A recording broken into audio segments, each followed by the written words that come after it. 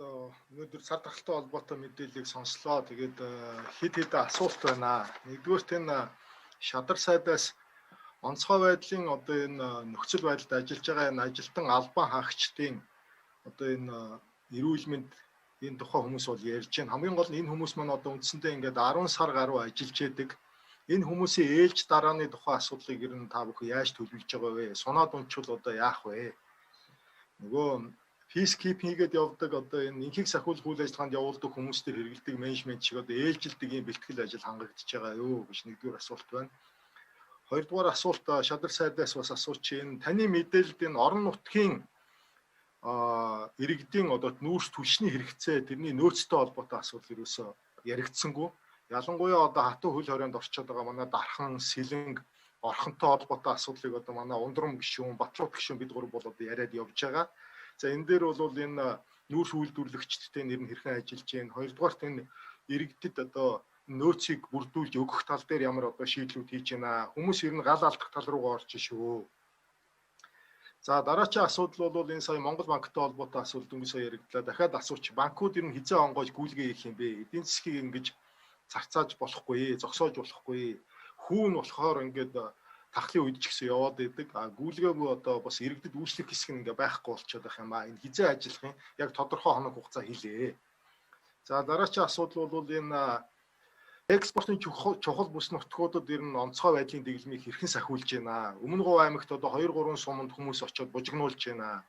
Тэр энэ биднэрт энэ цар тахлыг давж гаргахад мөнгнөөс илүү хэрэгтэй юм байхгүй. Тэгэхээр энэ тал дээр ямар одоо төлөвлөгөө хэрэгжүүлж ажиллаж байгаагаа хэлж өгөөч. Дараачихны үр тарианы нөөцийн тухай асуудал байна. Үр тарианы нөөц ер нь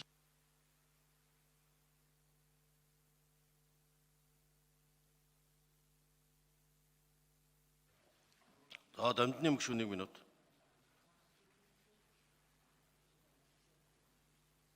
Үргэлжлүүлээ 1 минут. За энэ хүн сүдэн аж ахуйн сайдаас асууж байсан асуулт энэ Дархан Сэлэнг одоо Орхон сумын Орхон аймгийн бүс нутгуудад ер нь хоол хүнсний асуудал хэр нөөцтэй байгаа вэ? Иргэд одоо сандарч айж твдэх хэмжээнд байгаа юу? Мах, гурил одоо өргөн хэрэглээний ногоо тий. Тэгээ энэ талаар одоо тодорхой мэдээлэл бидэрт өгөөч. Эцэст нь бол энэ тусгай эмчилгээ шаарддаг энэ бөөрийн аппаратанд ордог тий одоо энэ эмнэлэгт заавал очдог энэ хүмүүсийг ер нь яаж зохион байгуулж байгаа вэ? Энэ ер нь их төвөгтэй байдалд орсон байх шинжтэй байна. Энэ дээр эрүүл мэндийн сайд бас тодорхой хариулт өгнө үү? За тэгээ эцэст нь хууль зүйн сайдад хэлэхэд энэ зам дээр байгаа хууль хүчний байгууллагынд бол баярлж байгаа. Тэгэхдээ одоо өчигдөр л гэхэд би одоо их хурлын гишүүн хүн ордон дээр одоо цуглах ажилтаа гээд ингээд зарлагдаад ингээд очих гээд явхад намайг зам дээр 30 минут зогсооч. За тэгэхдээ бол тэр харилцаа, тэр ойртож байгаа контакт энэ төр бол ерөөсөө ямар ч одоо тэр эрүүл аюулгүй байдалтай холбоотой асуудал алгаа. Та нар энэ өгж байгаа үүрэг чиглэл даалгаварч газар дээр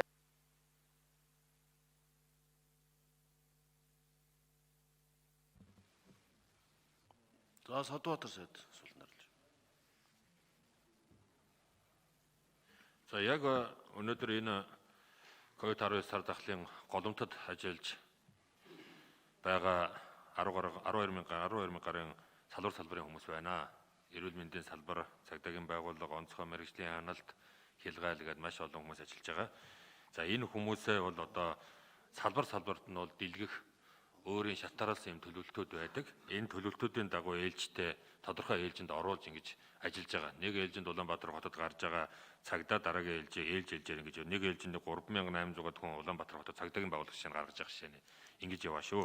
Тийм учраас энийг явж байгаа. За энэ хүмүүстээ энэ COVID-19-ийн дотоодод алдаад бэлэн байдлын өндөржүүлсэн бэлэн байдлын энэ одоо нөхцөлд ажиллаж байгаа учраас сая засгийн газраас нэг 10 гаруй төгрөг гаргаж сарын одоо цалин хөдөлмөрийн хөлсний доод хэмжээг нь одоо урамшуулах ийм одоо шийдвэрийг гаргасан. Ер нь зохицох арга хэмжээ авч ясныг та гишүүд минь мэдж байгаа. За орон нутгийн түлштэй холбоотой асуудлаар Батлууд гишүүн, Ундрам гишүүн, Дамжны гишүүн өдөр надад хандсан. Энэ асуудлаар одоо манай 50 бэх сайдад чиглэл өгөгдсөн байгаа. Бид нар энэ зохион байгуулалтын арга хэмжээг өчтөр ирсэн учраас зохион байгуулалтын арга хэмжээнд дээр нь ажиллаж байна.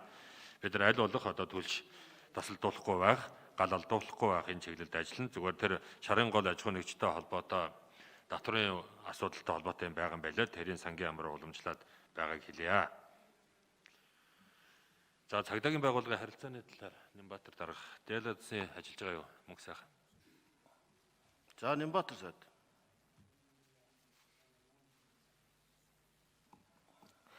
За би Дамжны гишүүний асуултанд хариулъя. Гамшигаас хамгаалах тухай хуулийн 10 дугаар зүйлийн 3, 10 дугаар зүйлийн 4-т заасан энэ арга хэмжээг бүх нийтийн бэлэн байдлын зэрэгч хилжүүлсэн цаг хугацаанд авахаар гамшигаас хамгаалах тухай хуулинд заасан байгаа. За энэ дээр дурдсан арга хэмжээнүүдэд 11 байгууллагад харьяалагддаг хүмүүс ажил гэрийнхээ хооронд зорчих энэ эрхийг бас давхар Улсын онцгой комиссийн шийдвэрээр нээж өгсөн. Тухайлах юм бол эрүүл мэндийн байгууллагын ажилтан албан хаагчид, эрчим хүчний салбарын ажилтан албан хаагчид, дулаан ус хангамжийн салбарын ажилтан албан хаагчид, төрийн тусгай чиг үүрэг гүйцэтгэж байгаа байгууллагуудын ажилтан албан хаагчдыг энэ өндөр бүх нийтийн бэлэн байдлын зэрэгч хилцэн цаг хугацаанд одоо ажлын цагаар ажил гэрийнхээ хооронд зорчих энэ эрхийг нээж өгсөн. Яг энэ үүрэг даалгаврыг хэрэгжүүлэхээр өнөөдөр Монгол улсын хэмжээнд 6343 цагдаа дотоодын цэргийн албан хаагчид ажил үүргээ гүйцэтгэж байгаа. За мэдээж зэрэг бараа түгээлтийн болон бусад одоо хувийн эргээр зорчих гэж байгаа хүмүүстээ замын хөдөлгөөнд оролцуулахгүй гэдэг ийм асуудлууд цаг ямагт тулгарч байгаа. Тэгээ бүгдийг нь бас цагдаагийн байгууллагын ажилтан албан хаагчид шалгаж яг дээр болзол шаардлагыг хангасан хүмүүсийг зорчих эрхийг нээж өгж байгаа. Зөвхөн өчигдрүүл улсын хурлын зарим гишүүд ордонд төр хорооны хуралдаанд зорчих шаардлагатай болсон тул улсын хурлын гишүүнийх нь одоо үнэмлэхийг үндэслэж хотын хөдөлгөөнд оролцуулж төрийн ордны чиглэлд явах энэ эрхийг бас нээж өгөх талаар цагдаагийн байгууллагын албан хаагчдад чиглэл өгсөн байгаа. Тантай холбогдож яг тодорхой төрлийн тийм харилцааны зөрчил дутагдал гаргасан хүний талаар хувийн дугаараар нь мэдээлэл байвал бид нар бас тэрийг нь тодруулж эргэж хариу өгье гэж.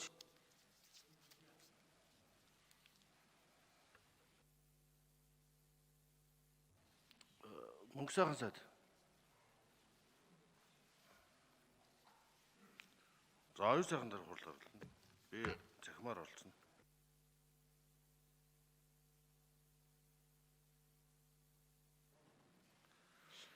За эрүүл мэндийн салбарын хувьд улсын хэмжээнд одоо Сэлэн аймгаас бусад одоо эмнэлгийн үйлчилгээ бол 100% хэвээ явагдаж байгаа. За Сэлэн аймгийн хувьд бол одоо нэн шаардлагатай яаралтай тусламж үйлчилгээнүүдийг Сэлэг аймгийн нэгдсэн эмнэлэг дээр үзүүлээд явж байгаа. Тэгэхээр улсын хэмжээнд ямар нэгэн байдлаар диализын аппаратанд орох шаардлагатай улсууд орж болохгүй юм уу? Үйл ажиллагаа зогссон тийм зүйл огтоос байхгүй байгаа.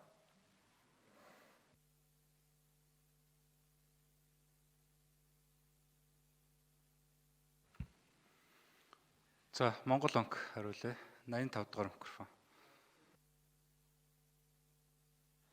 Дамжны гишүүний асуултанд хариулъя.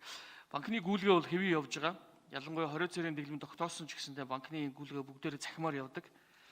Тэгэхээр бол картын гүйлгээ, бага дүнтэй 3 саяас доош гүйлгээ, их дүнтэй гүйлгээ гэдэг 3 төрлийн гүйлгээ маань гуруулаа хэвээ явж байгаа.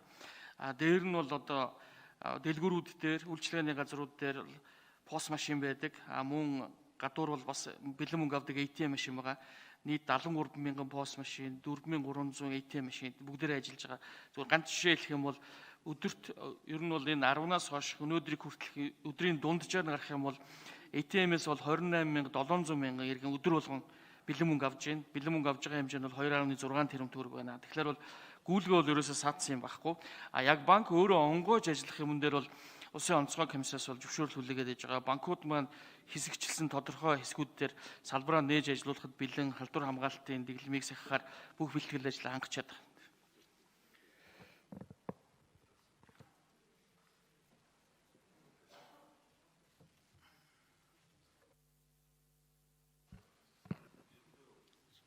За 94 дугаар микрофон. За гишүүний асуултанд хариулъя. Урт төрний нөөцийн хувьд энэ жилийн дотоодын гурилын үйлдвэрлэлд 60 тонн үр тариа дутагч байгаа. Ингээд сая засгийн газраас шийдвэр гараад импортоор 150 мянган тонн үр тариа импортлох, түүнтэй холбоотой хөгжлийн банкны 100 тэрбум төгрөгийн санхүүжилтийн их усрыг шийдсэн байгаа. За Дархан болон Сэлэнг аймаг дээр гурил бол Улаанбаатартай холбоотой тээвэрлэлтийн асуудлыг төмөр замтай яриад бүрэн шийдвэрлсэн байгаа. Зохицуултыг хийгдсэн, гурилын хангамж хангалттай явж байгаа. Дархоотын өдрийн махны хэрэглээ бол нэг 10 орчим тонн байгаа. Үүнтэй уялдаатайгаар нөөцөөс 300 тонн махыг бол гаргасан байгаа. За Сэлэнг аймгийн төвийн өдрийн хэрэглээ бол нэг 2 тонн. Үүнтэй холбоотойгоор Дархан аймаг дээрээс 60 тонн махыг усын нөөцөөс гаргаж цааш нь тээвэрлүүлэх асуудлыг шийдсэн. Үүнтэй холбоотой санхүүгийн бас их усрын зохицуултуудыг хийж өгсөн байгаа. За баярлалаа. 93 дугаар микрофон Уулуурхан аймаг.